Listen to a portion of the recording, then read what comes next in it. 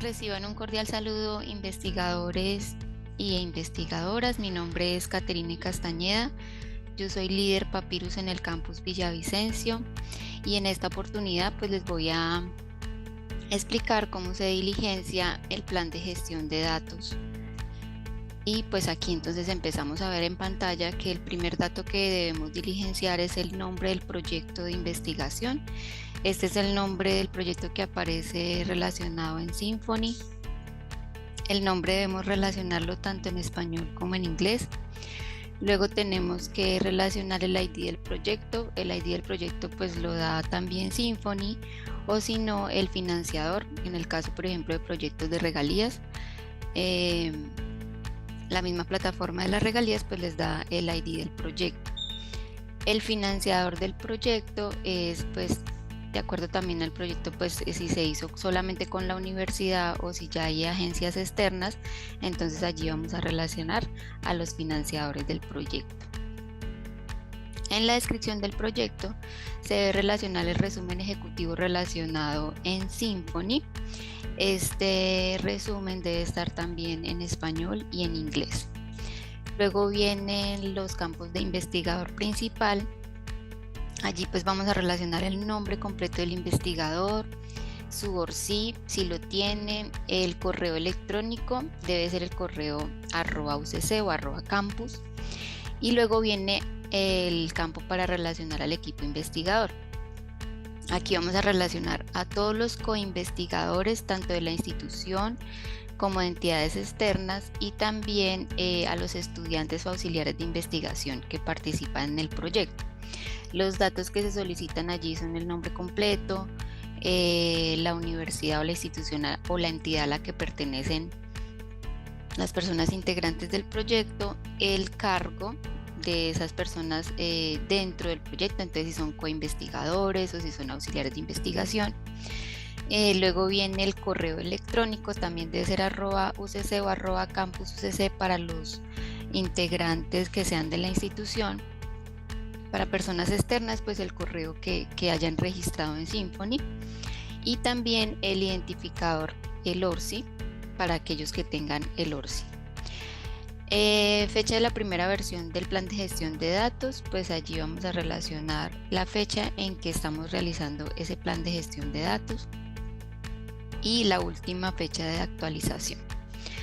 Luego viene, vamos a diligenciar aquí una serie de campos donde básicamente son preguntas que debemos responder, todas relacionadas pues con el proyecto de investigación.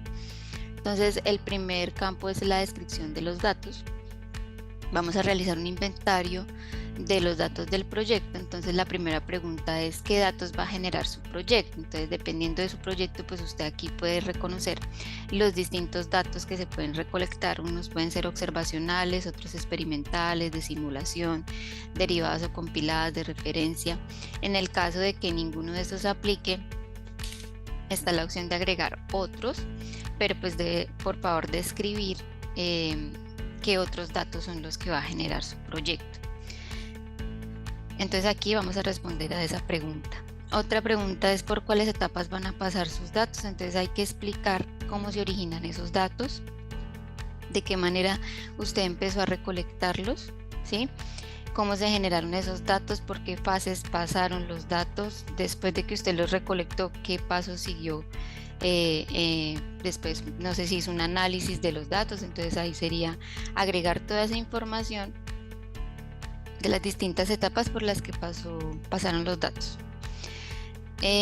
¿Cómo se verán sus datos y cuáles son los aspectos técnicos? Entonces aquí vamos a relacionar si sus datos son textuales, si son multimedia, si son imágenes, tabulares, estructurados, si son de código fuente o de algoritmo, o son archivos especiales. Entonces cada tipo de dato pues se puede presentar en diferentes formatos. Entonces por ejemplo los textuales en .do, o .txt, ¿sí? En el caso de multimedia pues puede ser MP3, MP4, en imágenes JPG, PNG, bueno, en fin, hay dependiendo del tipo de dato que usted haya recolectado en su proyecto, pues usted va a definir acá cuál es esa tipología de los datos y en qué formato están.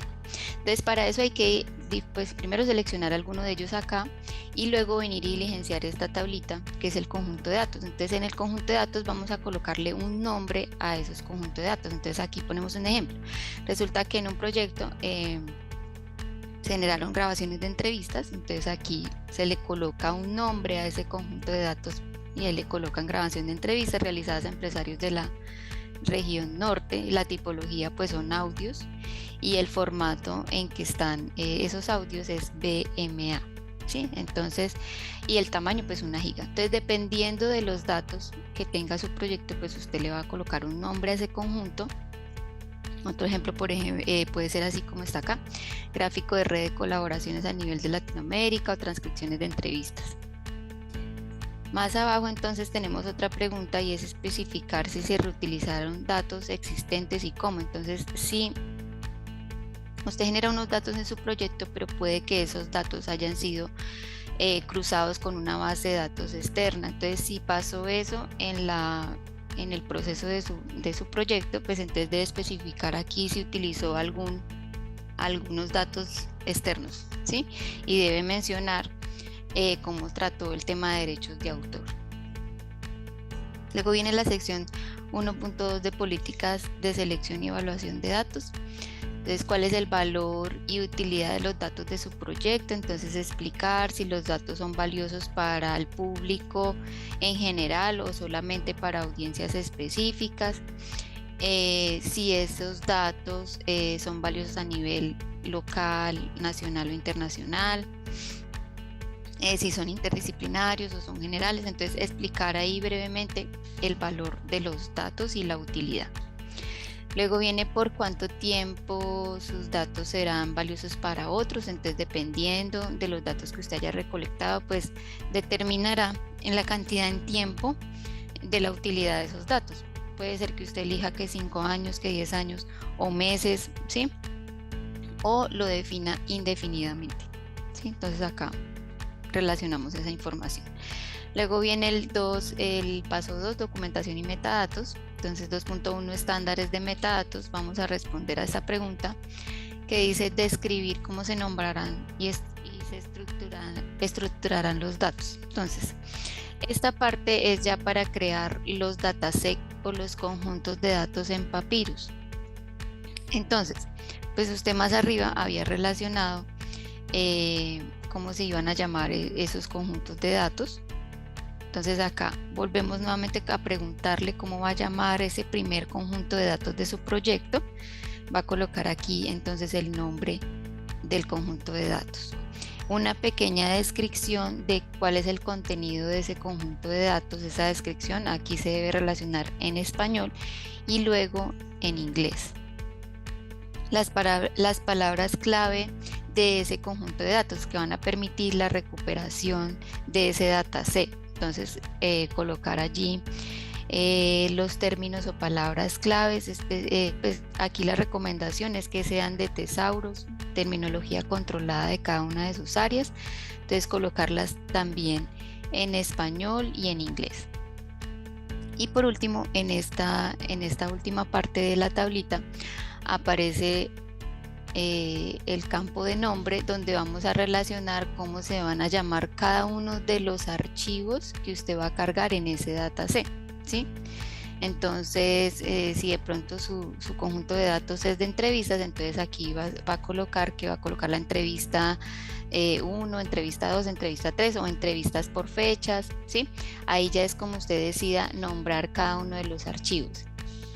En los conjuntos de datos, pues también usted puede colocar el nombre, digamos que sea como temático, no del contenido como tal del dato que tiene ese conjunto de datos, sino puede colocarle un nombre como un tema, ¿sí?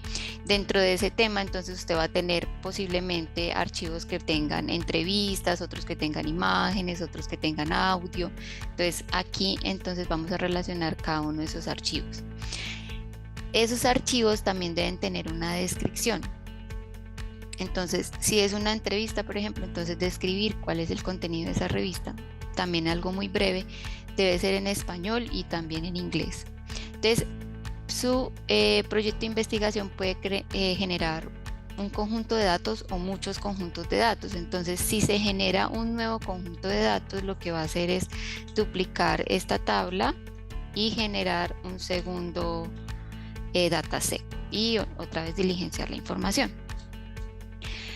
Bueno, en el 2.2 convenciones de nombre de archivos y directorio, entonces esos archivos que comprenden su conjunto de datos, pues tenemos que nombrarlos de alguna manera y ojalá que tengan una estructura lógica. Entonces acá la pregunta es si los va a nombrar por fecha o por número, aquí colocan los ejemplos por número del experimento o de qué manera los va a nombrar. Entonces la idea es colocarle un nombre que sea entendible, ¿sí? Porque también si es muy difícil de entender, pues en la descripción tendríamos que hacer la claridad.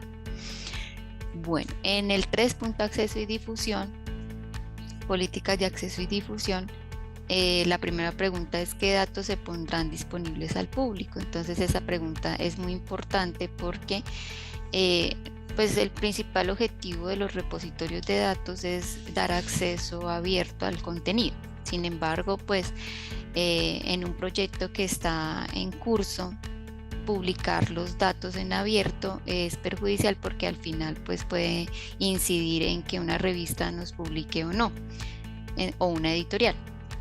Entonces acá debemos definir muy bien cuáles datos se pondrán al público. También otra condición es que si los conjuntos de datos tienen información de personas, entonces tendríamos que anonimizar la base de datos para que no perjudicara pues, a esas personas.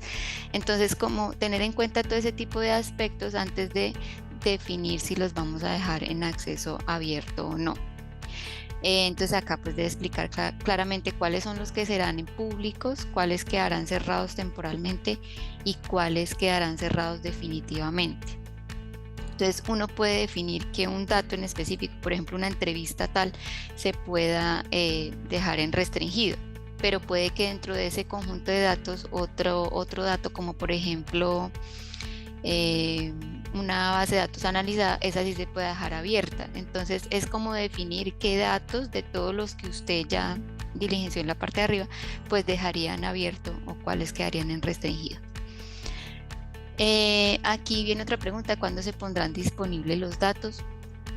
Entonces es definir una fecha exacta. Aquí pues por lo general se coloca es finalizando el proyecto, pues se tiene un tiempo para la publicación del documento final, entonces se puede colocar la fecha tentativa en la que va a salir el producto final y en esa misma fecha pues se podrían poner en acceso abierto los datos, ¿sí? Entonces explicar cuándo se van a dejar en abierto, cuándo terminará la restricción de esos datos. Luego viene la pregunta cómo se van a asignar los permisos de acceso a los miembros del proyecto. Entonces, como es un equipo investigador, tenemos que definir quiénes tienen permiso para crear dataset, para subir archivos, para manipular la información, para editarla. Entonces, esta tablita nos indica esa información. Entonces, el administrador pues, es la persona que tiene el mayor, pues casi todos los permisos dentro del repositorio de datos y puede generar dataverses, que son pues los proyectos, puede generar dataset y también subir archivos, incluso puede eliminar. Entonces hay que definir muy bien qué permisos se le van a dar a cada una de las personas que pertenecen al proyecto de investigación. Entonces acá hay que relacionar los nombres, entonces el investigador principal, los coinvestigadores y los auxiliares, qué roles van a tener, ¿sí? Aquí pues se da una especificación de qué significa cada uno de esos roles.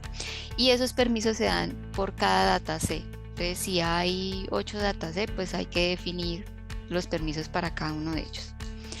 Luego viene la otra pregunta, se va a determinar la identidad de las personas que acceden a los datos. Entonces dentro del repositorio de datos hay una opción que podemos activar que se llama libro de invitados.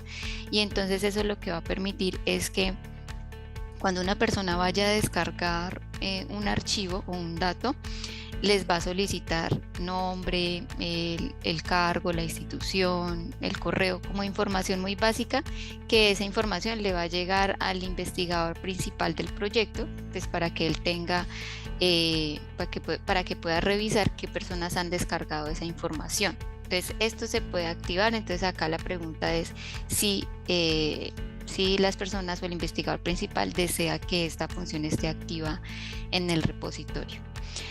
La otra pregunta es qué métodos o software son necesarios para acceder a los datos. Pues como veíamos en la parte de arriba, pues sus datos o los datos que genera su proyecto son en diferentes formatos. Entonces esos formatos requieren unos softwares para poder ser ejecutados. Entonces, dependiendo de los datos que usted genere, aquí debe especificar cuáles son esos software que van a permitir visualizar esos datos.